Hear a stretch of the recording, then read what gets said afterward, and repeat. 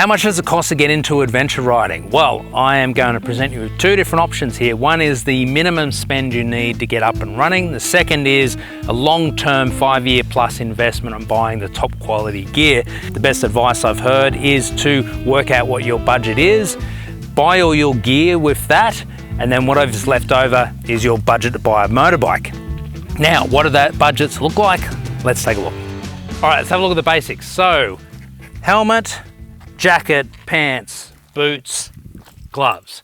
Apart from the gloves, each of those you can expect to pay about 250 bucks for those. So each of those will add up to a total of $1,000 bucks, all right, 1,020 bucks.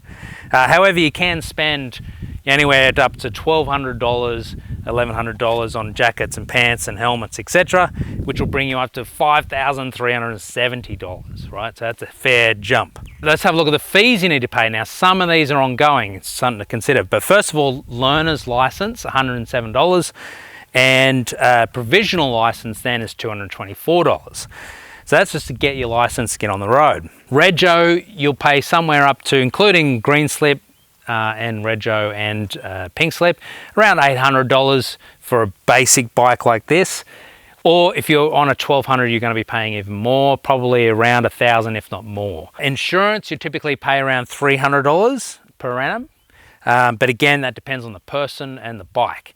So total, we're looking at $1,431 in fees, up to around $2,100 for a big bike. Now, the other thing you need to consider is the bike itself. Because you can buy bags, some saddle bags, some very cheap ones for around $150 versus these really good Adventure Works bags for around $600 for two side bags and a top bag.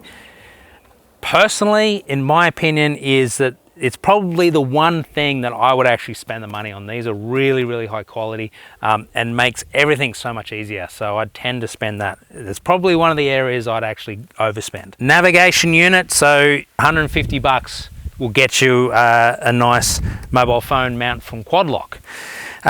Or you can spend up to $1,000 and get a Garmin XT2. Again, this will get you started. Can't beat that. SOS device. You can, of course, for free, use the iPhone one for the moment. There is apparently a fee coming to be able to use the SOS on the iPhone. It's currently free. Or you can buy for $500 to $600 a Garmin InReach and plus a subscription.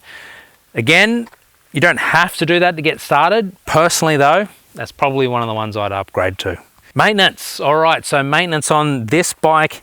I'm going to do all the maintenance myself, so I just need to buy oil filter, any of the bits and pieces that I'll need throughout the year. Might total around 200 bucks.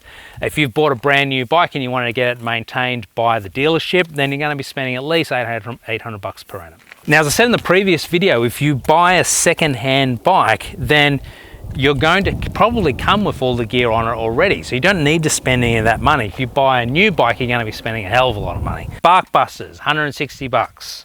Crash bars, 400 bucks.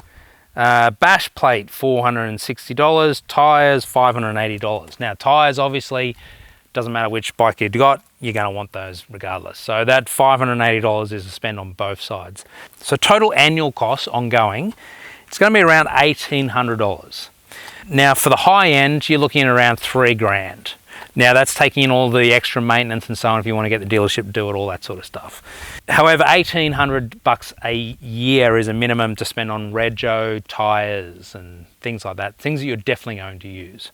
So, total spend on the minimum version was $3,500 to get up and running. As opposed to the other version, which was $12,000 worth of stuff. So if you want to go all out, you're going to be dropping $12,000 on all your gear. So with the bike, $5,000 for the bike brings us to $8,500 as an absolute minimum to get you started. The other end of the scale, we're looking at $37,001 to get us to on the road with top end stuff. Brand new bike, etc. So if you want to get started then, and you want to spend the minimal amount of money, then giving yourself probably a 10K budget is a nice safe number.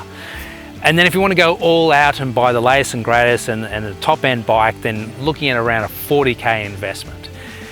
But at the end of the day, these hopefully will give you a bit of an idea of the ballpark numbers. Everyone's going to be different, but it's an investment in happiness. How do you put a number on that?